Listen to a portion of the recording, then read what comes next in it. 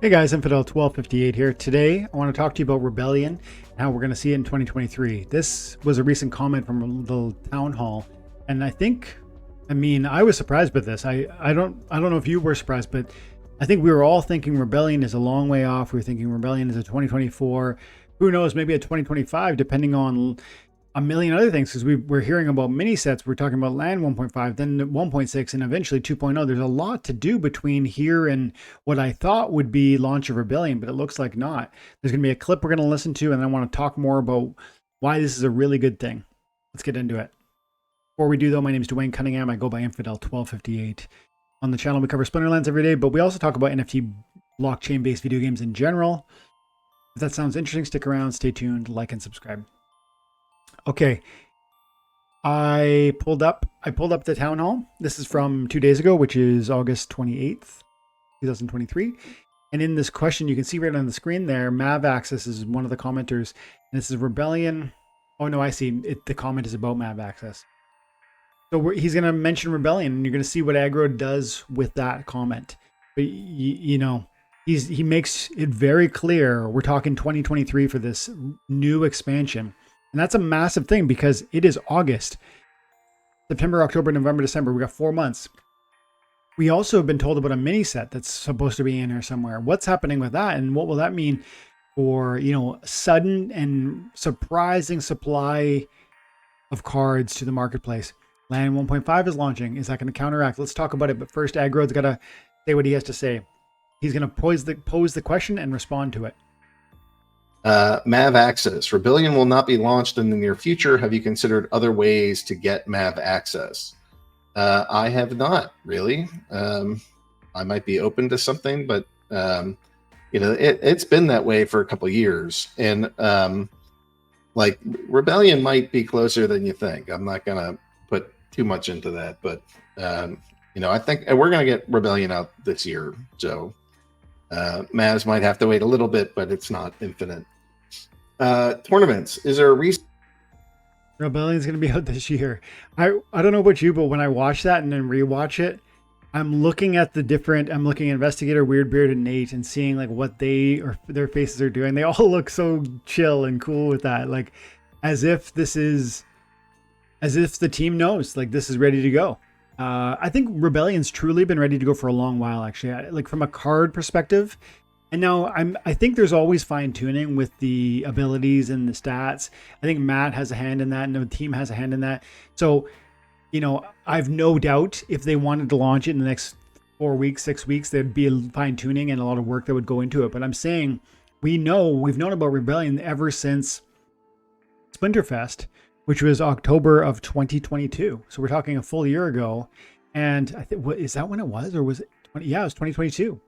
And so we're talking a full year have gone by since really the art design, the card style, the framing of the cards was all pretty much shared and made public. And I assume they've had most of the card assets since then. I think they were kind of feeling things out, watching the bear market unfold, deciding whether or not it was now versus then. There's a lot of things that have kicked this can down the road to the point where now in August of 2023, we haven't yet seen Rebellion, but clearly we're going to see it soon, sooner than you think. And apparently within 2023, I would wager it has to be like November, December. You're not going to see Land 1.5 launch. First of all, let's talk about Land 1.5.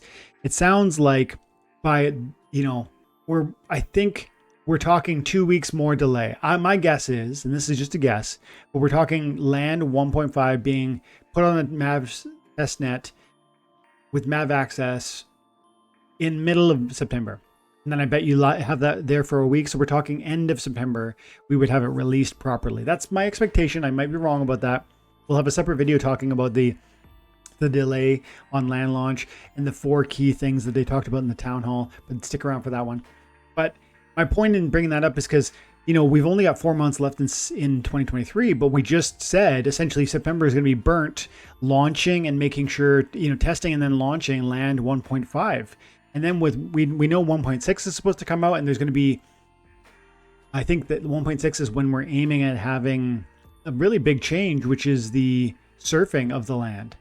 And so that's a big thing. I bet there's about a substantial amount of code involved in that, I would think.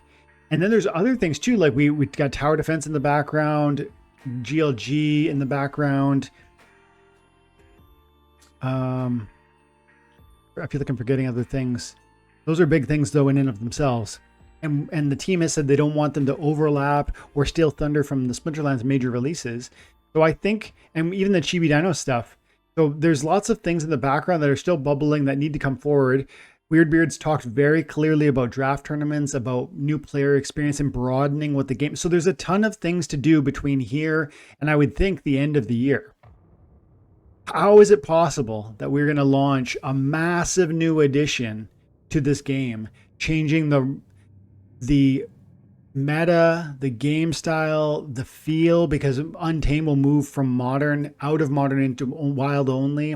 That's going to transform the modern experience in a big, big way. So this is a huge, huge deal. That it will be released in 2023 is surprising. And I think it's going to dramatically change the experience that we have with this game. And it also has implications from like a tokenomics perspective, because, or at least from maybe not tokenomics, but from a, I would think, card valuation standpoint, because cards like Chaos and Reward, the old reward cards, and Untamed and Dice, and even Rift Watchers, their prices probably continue to stay subdued when we see a brand new launch of a new pack.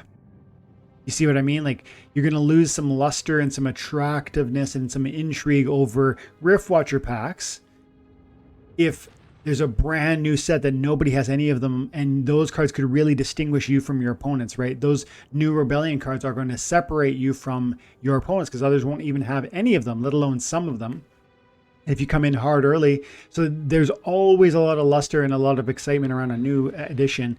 And so it's going to be meta redefining. It's going to be an exciting time.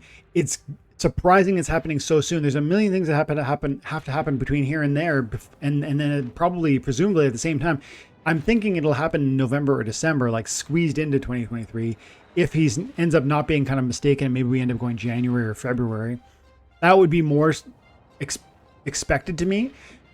But I'll raise a caveat that I could see us really gobbling up a pack, a new edition of packs, if we start to see bull market growth in Splinterlands, which could happen. We've talked about how Land 1.5 could be really instrumental in gobbling up cards and therefore creating massive price spikes in the card supply. If so, I would have more money. You would have more money in a sense, because you have a portfolio of assets that would be appreciating. You might then sell some of those expensive cards and then buy Rebellion packs. I would be looking for that opportunity. Here's one critique I want to raise, and I think we're kind of wrapping toward the end of this on these general thoughts on Rebellion being in 2023.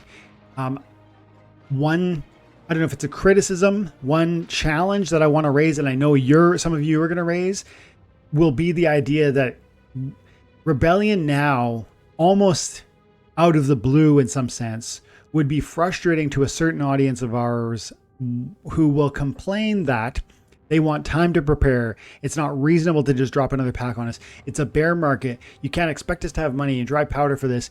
That critique and criticism I do not share.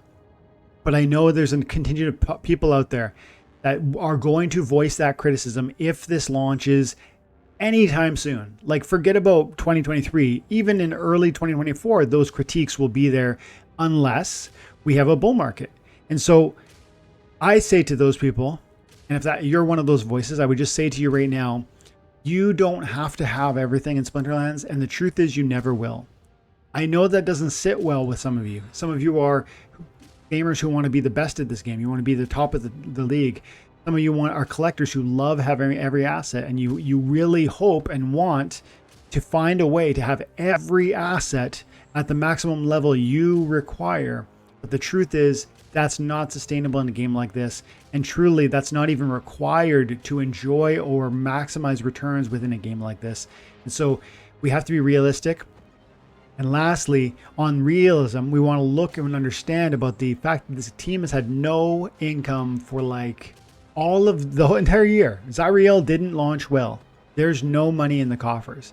Splinterlands needs to be, we've heard people in the community raising concerns about the runway. We've heard people raising concerns about how Splinterlands shouldn't have Bitcoin or Ethereum, they should invest in US dollars, and just that way we can establish a runway. And because our wages are paid in USD, so let's make sure the bank's full of USD. We don't get caught up in a bear market, Bitcoin bottom dropping out, and suddenly Splinterlands can't pay the bills. That call for prudence needs to be echoed in this moment when we hear the rebellion might be closer than we think, because that call for prudence, when we say, hey guys, be prudent, make sure you have enough money, that should be spoken again in a moment where they come forward and say, hey guys, we're going to launch rebellion sooner than you think, and we are looking for you guys to buy these packs because we need money in the coffers. So one, it's good if it happens in 2023 because it's gonna generate a lot of excitement. It's gonna be very fun to look at. Whole new meta, whole new gaming experience, different modern play style, and totally transformed gaming experience there. But two, they need the money in the coffers. And three, if we're frustrated about the timing of that, like we feel like we don't have the money, we're not ready, we want it to be delayed 6 or 9 more months so we can get the money we want ready, please remember, the team needs that money. And moreover, you don't need every single card, though it feels like that sometimes. And though you are going to want them if you're the best of the best, or if you really love this from a collector standpoint, just try to recognize and understand that the value they're seeking is really important from that runway perspective. And we care about that. So let's think of it from that perspective.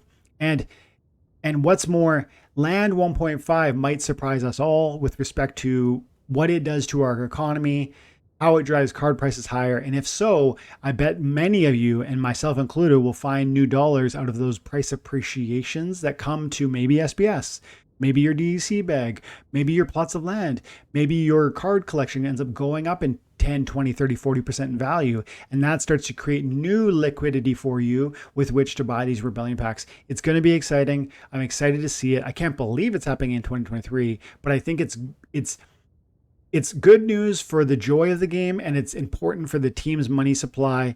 And so I'm behind it. I wonder what you guys think. Let me know in the comments below. Have an amazing day. God bless.